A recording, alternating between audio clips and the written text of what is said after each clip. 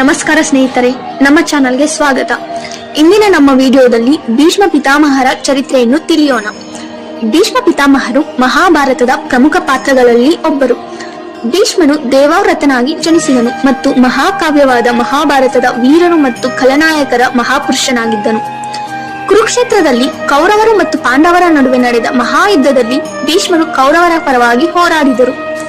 ದೇವವ್ರತ ಭೀಷ್ಮರ ಇನ್ನೊಂದು ಹೆಸರು. ಇವರು ಶಾಂತನು ಮತ್ತು ಗಂಗೆಯಿಂದ ಜನಿಸಿದವರು.